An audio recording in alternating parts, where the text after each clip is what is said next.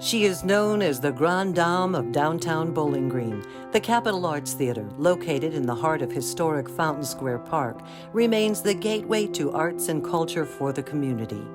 As the iconic building celebrates its first 100 years, we reflect on the rich history of the theater, its many incarnations, and the scores of individuals who have breathed new life into this community resource. We celebrate the members of the Capitol Arts Alliance who, against the odds, came together 40 years ago to save the Capitol Arts Theater.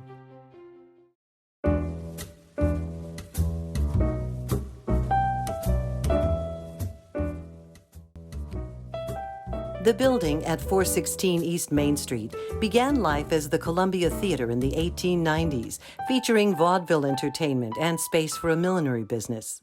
Starting in the spring of 1921, an extensive renovation was completed, and the building became known as the Capitol Theater, where it featured silent films with orchestra accompaniment.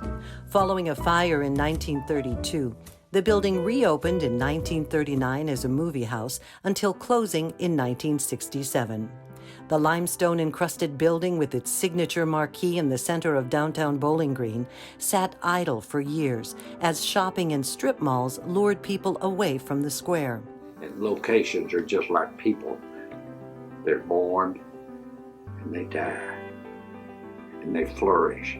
And this was the downtown of Bowling Green had become to the dying stage.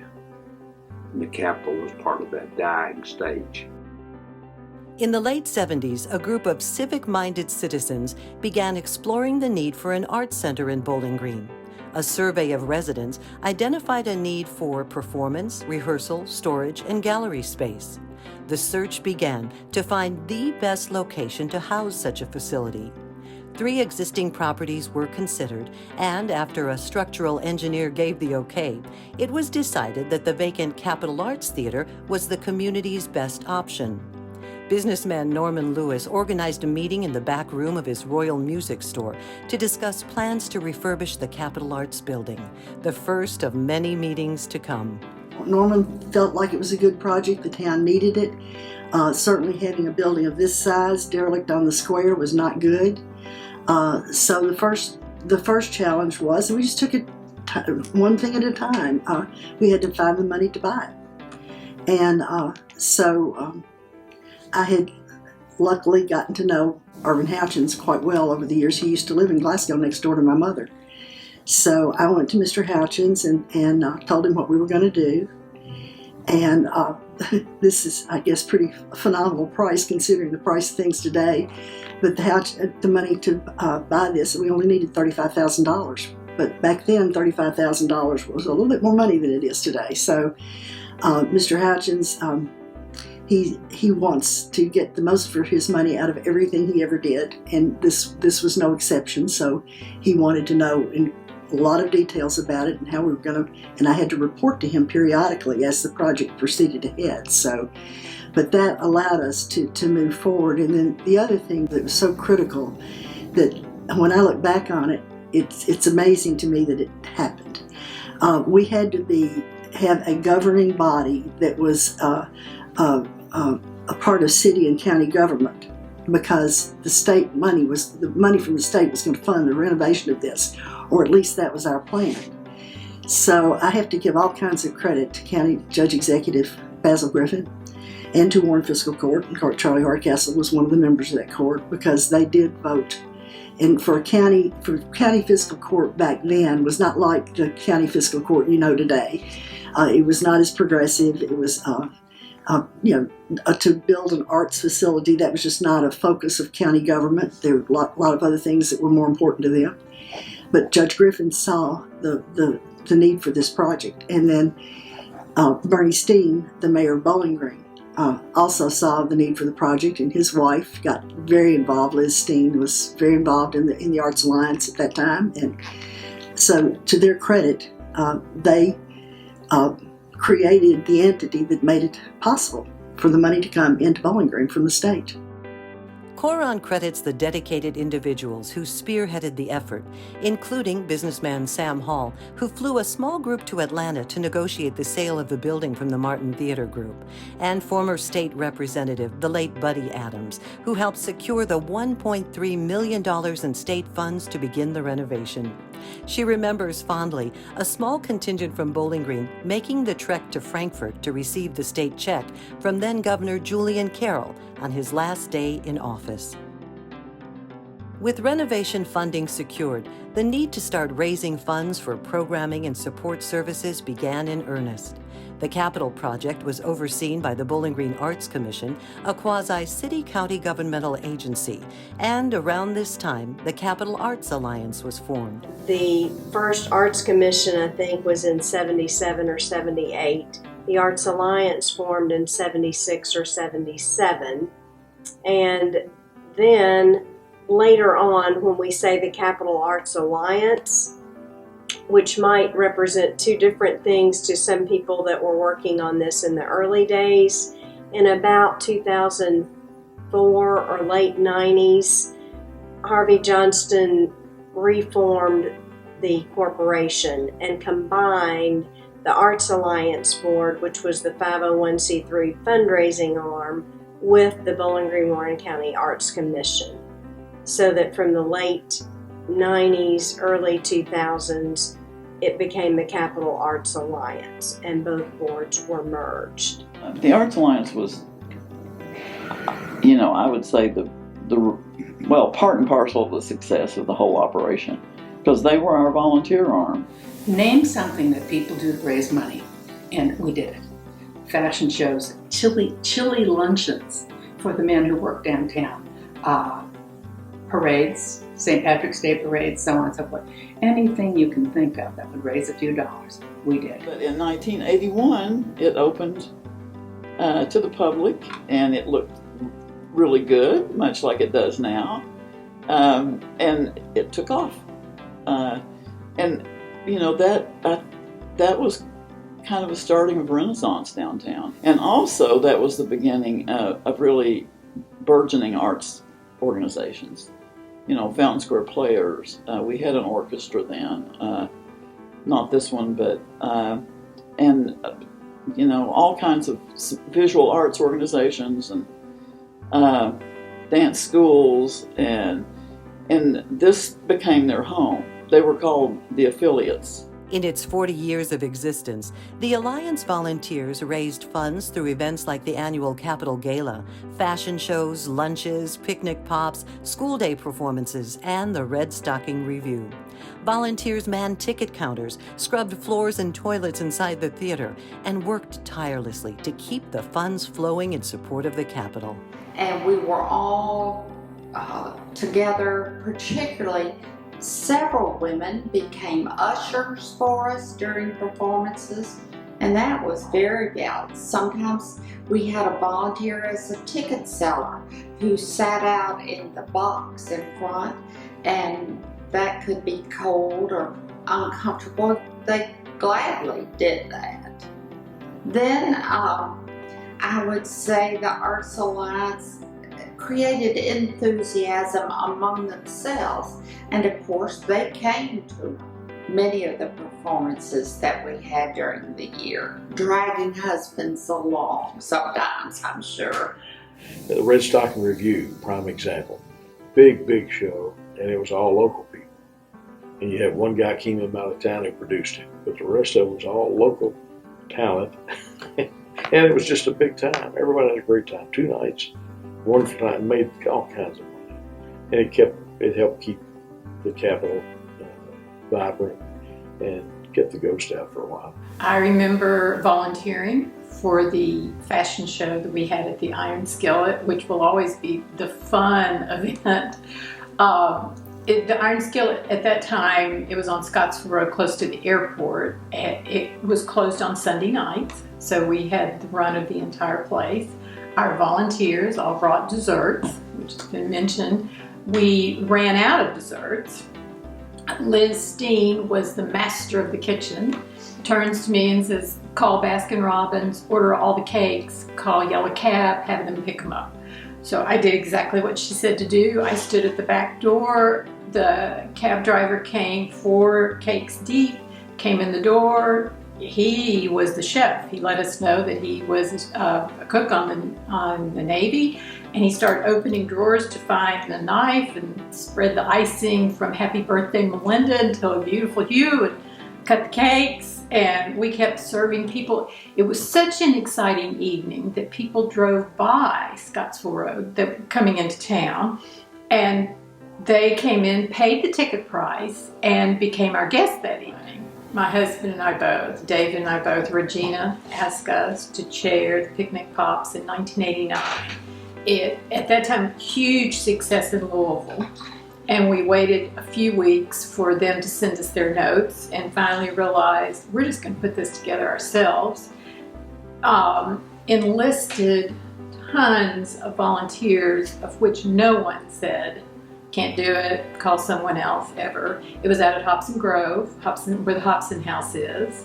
The National Symphony played, but we were smart enough. You know, the beauty of it, the aesthetics, is the easy part. The challenging part were the bugs in the grass. There was some kind of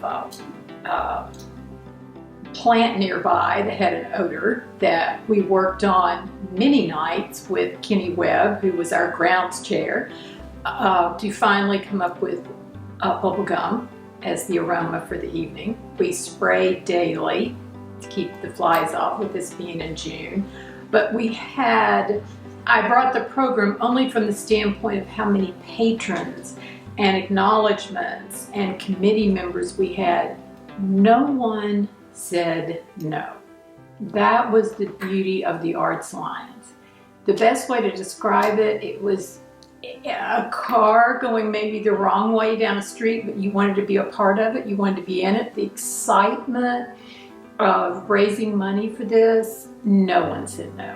There were activities of every sort here. It wasn't just performances on the stage. There were lectures, there were day camps during spring break for children, there were summer arts camps for children, and there was always something going on in this building.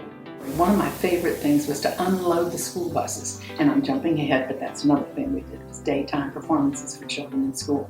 And they came in their school buses, unless they were at St. Joe's School, in which case they were walked up here. How's that for the old days? I had to walk to the Capitol. And the children would get off the bus, and it might be a little boy in first grade, and he's looking and thinking, oh, I don't know what to think about this, it's awfully big. Truly, a little girl came out behind him and said, oh, come on, I know this place, it's the Capitol, you'll love it. We didn't have to sell it, they were selling it for us. Isn't that grand? And those folks are now people who have children of their own, so good effect. I was very fortunate when I was teaching to be teaching right down the street at St. Joseph's School.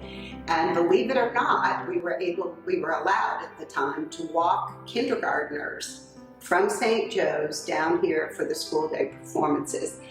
And the difference between the walk down here and the walk back was always amazing. The children, as they walked down, they walked, they were looking. When they walked back to school, they were fairly dancing. Did you see? Did you see? And so it was always a wonderful experience just to see them bouncing in those chairs. We used to say, don't bounce in the seats, don't bounce in the seats. Watching them bounce in the seats and then get absolutely quiet as they became mesmerized with what was happening on stage. Then to walk them back and just this constant chatter, it's amazing. Because there were probably 22,000 students at the height of our school day performance series that were attending performances here at the Capitol. So lives were being changed one at a time. It's impossible to measure the number of people impacted by the Capitol Arts Theater and the arts and culture it affords. Mitchell Berman recalls his first foray on the Capitol stage at the age of 7, playing the lead in a Fountain Square Players production of Peter Pan. Because you are whoever you want to be up there, and anyone can do it, right? And Fountain Square Players has been involved with the Capitol for years and years and years, and the whole point of Fountain Square Players is people in this community whether you're a 7-year-old kid, which I was, or you're a doctor, or you're a lawyer, or a CPA, or you're a teacher. You can be anything you want to be up on the Capitol stage. The Capitol has not changed. I mean, the heart of it has not changed. You know, maybe new paint, maybe needs a little bit of work, that's okay, but the heart of the Capitol is still there. So anyone in the community can walk into this building and fall in love with the Capitol, and I dare them to try and not. There are sounds and smells. Even just the footfalls on the carpet, the squeak in the seats, bring me back to some specific memory of a show that I was in, or I was sitting out in the audience, or I was directing from out in the audience, watching my actors and actresses create and tell stories, and then also being part of that process up here. Walking down the steps into the green room that's downstairs. The smell and the feel of the green room, the sound that this building contains. There's a physical sound to it, but there's also those echoes of everything that's been before. It's history. It's history. I remember, when you think of the Capitol, you think of how theater really should be and really was. Down in the green room, we'd all go down and they'd have food, and we have a makeup artist, and you'd go and you had your own mirror and your lights, and people would bring you flowers. It's history. It was phenomenal, priceless. And that's what you think about when you think about the Capitol. The arts takes up so many facets of life. History, family, stories, a community, the gatherings, love. I mean, it's a part of everything. If you don't have art, you have to have art in your life. That's part of living. Art is living. The arts. And when I say the arts, I mean theater, the written word, beautiful paintings, historic buildings. That's how we have history. Because the arts tell the story of who you are and who you were, whether it was 1900 or 1700. If there's a painting from that era, it speaks to what was happening in the nation in that time, what was happening in the world at that time. The arts mimic the past. As the arts community has grown over the years, the region realized the dream of the Southern Kentucky Performing Arts Center in 2014, whose board would oversee the Capitol Arts Theater. In the spring of 2020, Warren County Public Library took over management of the theater as it begins its third act as a valuable community resource. We took possession of the building, I believe, in March of 2021. We had our first event here in early June, which was the kickoff to the summer reading program. And now we are early August. During this 10 weeks, we have averaged 3 to 5 events here per week. And this is just library events. Going forward, we plan to have about 3 events here a week, but we're opening it up to other people to rent the space for their events. Again, be it a piano music recital, a dance recital, a poetry reading, any outside performances, but we really want to focus on local performances too and local use of this space. I also want to give a shout out to our library staff. In true library fashion, they have embraced the challenges that come with taking over a whole new space, and they have made every opportunity to speed things up from the beginning and to make it once again something that the community can enjoy almost every single day. It would be difficult to recognize all the people who have contributed to the success of the Capitol Arts Theater over the past 100 years and to the ongoing effort to nourish the community's thirst for arts and culture. To the hardworking members of the Capitol Arts Alliance who never gave up, we wish you a happy 40th anniversary and a heartfelt thank you on behalf of a grateful community. And to the Warren County Public Library, we look forward to this new chapter in the story of the Capitol. Why are the arts important? I think I have a daughter who's an anthropologist, and she's a specialist in primates. And the arts are what separate us from the bonobos. You know, I don't sing, dance, paint, or perform, but I support the arts because if I support it, then I can benefit from it. And it just makes me a whole person. My claim to fame for the years that I was here is that I mopped the floor frequently in all the public spaces. We had a cleaning service, but I thought I needed to help a little bit, so I did. You know, we were fortunate to have ladies that knew how to get the job done. They were known in the community. They were go-getters, and they went out and didn't mind going out and asking. A lot of us are embarrassed to try to ask for money, but they did nothing to it. Volunteering takes all kinds of people. It takes people that can write a big check to underwrite a program. It takes someone who will unlock the door and stand here and hand out programs and sell concessions. And there is a job for everyone when it comes to volunteering. We could not have done any of the great dinners that we had, picnic pops, children's performances. Volunteers are just at the absolute core of the Capitol Arts Center, the absolute core. We were a small group of people in the beginning that started this and had this great idea, but we couldn't make it really happen without because what makes it happen are people sitting in the seats out there watching the shows and participating in events that happen here and using the gallery, and now to have a wonderful bookstore here is just fantastic. But if the Alliance hadn't grown as quickly as it did, this might have failed before it ever opened.